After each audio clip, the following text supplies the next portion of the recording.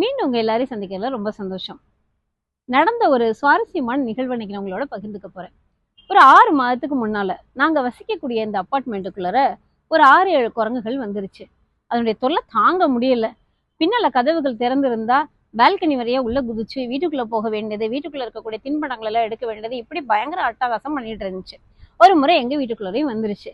நாங்க உடனே வனத்துறைக்கு தகவல் தெரிவிச்சோம்.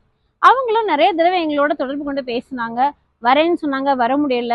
கடைசியில வந்து பார்த்துட்டு சொன்னாங்க, இந்த இடங்கள்ல குரங்குகளை பொறி வச்சு பிடிக்கிற அளவுக்கான வசதிகள் இல்லை அப்படின்னு சொல்லி சொன்னாங்க.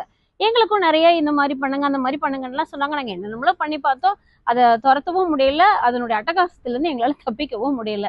கடைசியில் என்ன பண்ணோம், நாம அதை துரத்துறதை விட்டுட்டு அது உள்ள வராம நம்ம எப்படி நம்மளை பாதுகாத்துக்கலாம் அப்படின்னு யோசிச்சு அந்த பால்கனியை சுற்றி நாங்கள் வேலி அமைக்க ஆரம்பிச்சிட்டோம். எல்லா வீடுகள்லையும் பாதி வீடுகளில் வேலியெல்லாம் போட்டாச்சு. திரும்பவும் அது வந்துட்டு தான் இருக்குது. ஆனால் வேலியை தாண்டி வீட்டுக்குள்ளே வர முடியல. வேலியை அப்படியே நடந்து அப்படியே போயிடுது.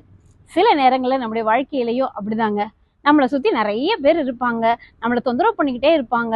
அவங்க செய்கிற தொந்தரவு பார்த்தாம கூட இருக்கிறவங்களையும் கூட்டிகிட்டு வந்து நம்மளை பற்றி பேசுவாங்க, வகை சொல்லுவாங்க, என்னென்னலாம் பண்ணுவாங்க.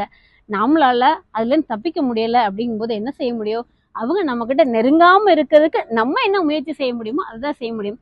சில நேரங்களில் அந்த குரங்கு பொடின்னு சொல்லுவாங்களே, அது மாதிரி அவங்களுடைய குணங்களை மாற்ற முடியாது. அப்படிங்கும்போது நம்மை பாதுகாத்துக் கொள்வதற்கு என்ன முயற்சி செய்யணுமோ அதை முயற்சி செஞ்சோம்னா நம்முடைய வாழ்க்கை சந்தோஷமா நிம்மதியாக இருக்கும். நிம்மதியாக இருப்போமா? நன்றி.